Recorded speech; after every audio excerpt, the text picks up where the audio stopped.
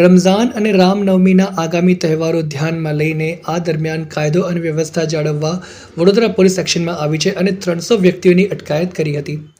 રાજ્યમાં કથળી વ્યવસ્થાને પગલે વડોદરા શહેર પોલીસે એક્શનમાં આવી છે અને શહેરની શાંતિ સુનિશ્ચિત કરવા અસામાજિક તત્વો અને કારણ વગર જાહેર રસ્તાઓ પર ફરતા લારી ગલ્લા તથા બાઇક ઉપર પગ ફેલાવી અડ્ડો જમાવી બેસતા તત્વો પર તવાઈ બોલાવી હતી. વડોદરા ઝોન વિભાગ 2માં આવતા 6 જેટલા પોલીસ મથક દ્વારા ડ્રાઈવ યોજવામાં આવી હતી અને આવા તત્વો પર તવાઈ બોલાવી 300 જેટલા વ્યક્તિઓની અટકાયત કરવામાં આવી હતી. જ્યારે નવાપુરા પોલીસે અસામાજિક તત્વો પર કાર્યવાહી શરૂ કરી છે. મોડી રાત્રે કરવામાં આવેલા એક ઓપરેશનમાં પોલીસે કારણ વગર જાહેર રસ્તાઓ પર ફરતા લારી ગલ્લા તથા બાઇક ઉપર પગ ફેલાવી વગર કારણે બેસેલા 67 વ્યક્તિઓની અટકાયત કરી હતી. વડોદરા પોલીસની કાર્યવાહીથી અસામાજિક તત્વોમાં ફફડાટ ફેલાયો છે.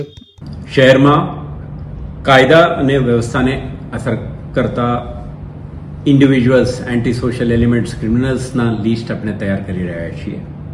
અને આવા તત્વોને ઇફેક્ટિવલી કંટ્રોલમાં રાખવા માટે, ડામી લેવા માટે પોલીસ એક્શન પ્લાન તૈયાર કરી છે. આના ભાગરૂપે તમે ગઈકાલે જોયું કે શહેરના કેટલાક વિસ્તારોમાં સતર્ક એવા ટપોરીઓ, સ્મોલ ટાઈમ ક્રિમિનલ્સ અને મોડી રાત્રે સુધી સક્રિય બનીને લો અબાઇડિંગ સિટીઝનને હરાસમેન્ટ કરતા હોય એવા તત્વોને આપણે કેટલાકને દૂર કરી છે. પોલીસ સ્ટેશનમાં લાવીને એમને એન્ટિસિડન્ટ વેરિફિકેશન, એમના પ્રવૃત્તિઓ અંગેની ચકાસણી અને જરૂરી ઇન્ટરવેન્શન કરી છે.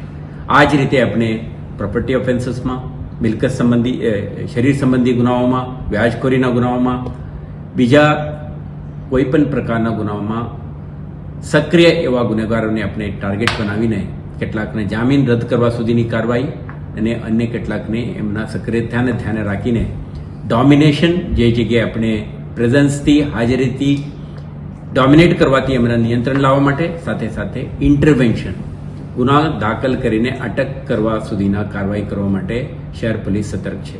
ગઈકાલે આના ભાગરૂપે જ સમગ્ર શહેરમાં તમામ પોલીસ સ્ટેશન જ્યુરિસ્ડિક્શનમાં એવા એલિમેન્ટ્સને આપણે આઈડેન્ટિફાઈ કરી એમને આપણે ટાર્ગેટ કરી છે. આજે પણ આવા એક્ટિવિટી ચાલુ રહેશે. દરેક પોલીસ સ્ટેશન જ્યુરિસ્ડિક્શનમાં રહેતા ક્રિમિનલ એન્ટી સોશિયલ એલિમેન્ટ્સને આપણે જુદા જુદા તબક્કે રીતે આપણે ટાર્ગેટ કરીશું અને આવા તત્વોના પ્રવૃત્તિ ઉપર અંકુશમાં લાવવા માટે શહેર પોલીસ સક્રિય રહેશે.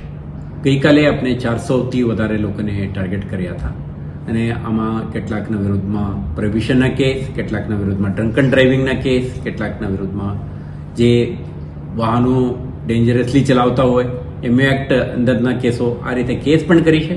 કેટલાકને આપણે વેરીફાઈ કરીને એમના નિયંત્રણમાં રહે અને કાયદાના દાયરામાં રહે તે માટે જરૂરી સૂચના પણ આપીને રવાના કરી છે. આ જ રીતે આજે પણ કેટલાક તત્વોને આપણે આઈડેન્ટિફાઈ કરી છે. તમે જોઈ શકશો, તમને તબક્કાવાર શહેરજનોને અને મીડિયાના માધ્યમથી દરેકને આ અંગે જાણકારી આપવામાં આવે. પોલીસનો આખા ઓપરેશન અસામાજિક તત્વો, ક્રિમિનલ અને એન્ટી સોશિયલ એલિમેન્ટ સામેનું છે. જે લો અબાઇડિંગ સિટીઝન છે, પરીક્ષાર્થી, વિદ્યાર્થીઓ છે, એમને કોઈ ઇનકન્વિનિયન્સ કે હાર્ડશિપ ના થાય તે માટે પોલીસ કાળજી રાખશે.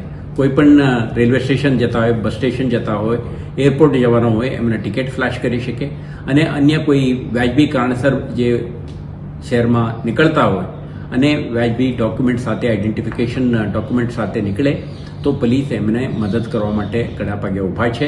એમને ક્યારે હરાસમેન્ટ કે ઇન્કન્વિનિયન્સ ના થાય તે માટે પોલીસને આપણે સેન્સિટાઇઝ કરી છે. સંવેદનશીલ રહીને બાળકો સાથે નીકળતા મહિલાઓ કે વરિષ્ઠ નાગરિકો કે અન્ય લો અબાઇડિંગ સિટીઝનને કોઈ પણ પ્રકારના ઇન્કન્વિનિયન્સ વગર આ ઝુંબેશ આપણે ચલાવી રહ્યા છીએ.